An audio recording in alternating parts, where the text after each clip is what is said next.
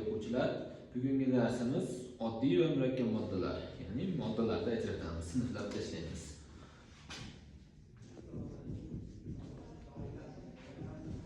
Ya'ni moddalar ikki tarmoqqa bo'linadi. Oddiy moddalar bor va murakkab moddalar bor.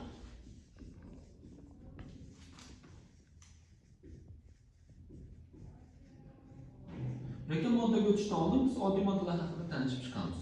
Oddiy modda deb nimaga aytiladi?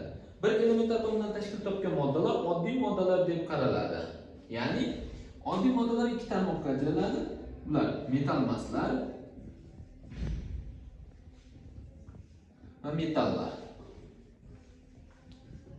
Metal maslarga misol uchun kislorod, vodorod, azot, fosfor, uglerod, kremniy,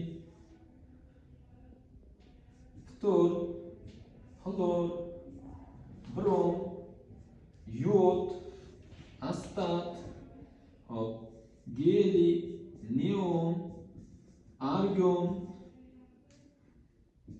kripton, ksenon, radon. Bular metal maslar hisoblanadi. 22 ta metal masimiz bor. Mana shu 22 ta metal maslarimiz, demak, davra sistemada 22 tasi metal mas, qolgan barchasi metallar. Oddiy modda deb qarash mumkin. Kislorod bu oddiy modda, metal maslar. Vodorod bu oddiy modda. Azot bu oddiy modda, metal maslar. Endi bizda savol tug'iladi, yana bitta savolimiz bor. Molekula va atom tushunchasi bir xil bo'lgan oddiy moddalarni toping deydi. Molekula va atom tushunchasi bir xil bo'lgan moddalar bular inert gazlar. Esingizdan chiqib qolmasin. Inert gazlar, geliy, neon, argon, kripton, ksenon, radonlar molekula va atom tushunchasi bir xil hisoblanadi ularda. Chunki biz agar kislorodda atomni olsak mana bunday bo'ladi. Kislorodning molekulasini olsak mana bunday bo'ladi. Geliyning atomi ham shunday, geliyning molekulasi ham shunday. Mana bir xil yoziladi. Shuning uchun atom va molekula tushunchasi ularga bir xil ko'rinishda bo'ladi. Esingizdan chiqib qolmasin. Xo'p, qolgan barcha moddalar endi 96 tamiz metallar hisoblanadi. Misol uchun temir, mis, oltin, kumush, bular ham oddiy moddalar hisoblanadi. Natriy, kaliy, rubidiy, seziy, fransiy, bariy, radiy va hokazo ketaveradi. Mana. Demak, bular metallarning oddiy moddalari. Sizdan testda savol tushadi. Metal oddiy modda bo'lsin, metal mas bo'lsin. Siz terasiz 22 ta metal masni ichidan. Hop, oddiy modda bo'lsin, metal bo'lsin. Demak, siz terasiz metallarning ichidan. Endi metallarning ichida oddiy modda bo'lib turib suyugi bor, bu simop. Fransiya simop, demak suyuq oddiy moddalar ichida. Hop, metal maslarning ichida endi qattiqlari bor, bu fosfor yoki uglerod. Fosfor va uglerodlar, kremniylar bular qattiq hisoblanadi. Chunki fosforni siz ushlab ko'rishingiz mumkin. Uglerod bu ko'mirni ushlashingiz mumkin bo'ladi. Kremniy qum ko'rinishda, klass ko'rinishda bo'ladi. Demak, bu qattiq ko'rinishda bo'lishi mumkin. Qolgani ko'proq gaz holatda bo'ladi metal maslarda. Hop, suyuq holatdagisi ham bor, bu brom hisoblanadi.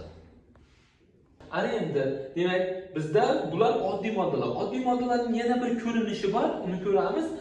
Murakkab moddaga o'tishdan oldin oddiy moddalarning ko'rinishini ham ko'rib chiqamiz. Ya'ni allotropiya degan narsa bor bizda. Oddiy moddalar ham allotropiyaning barcha ko'rinishlari bu oddiy modda deb ataladi.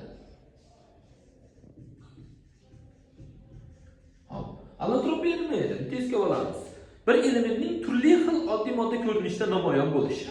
Demak, bitta element asosida turli xil oddiy moddalar tabiatda real mavjud bo'ladi. Bunga nima misol bo'lishi mumkin? Ulardan bittasi uglerod. Uglerodni ko'rib chiqamiz. Demak, uglerodning olmos, grafit, fullerin va karbid. Demak, bular oddiy moddalar ko'rinishida namoyon bo'luvchi moddalar. Uglerodning olmos esa demak oddiy modda deb o'ylaydi. Karbid esa oddiy modda deb qaraverasiz. Demak, bular uglerodning allotropik ko'rinishi.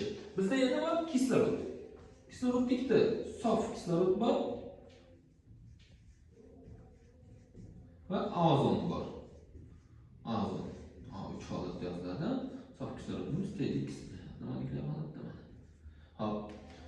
Bular ham azon, oddiy modda deb qaraysiz. Sababi kislorodning allotropik ko'rinishi. Hop, bizda oltinchi guruh bor. Rombik, plastik,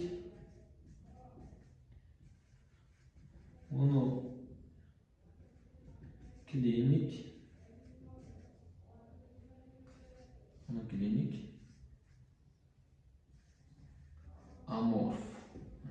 Demak, romlik oltin gurt, oddiy modda plastik oltin gurt, oddiy modda amorfon oltin gurt. Oddiy modda monokliniga oltin gurt, demak oddiy modda deb qaraymiz ekan. Hop, bizda fosforimiz ham mavjud. Oq fosfor. Ya'ni biz buni tetrafosfor ham deb ataymiz, ha? Hop, qora fosfor, qizil fosfor, binafsha fosfor.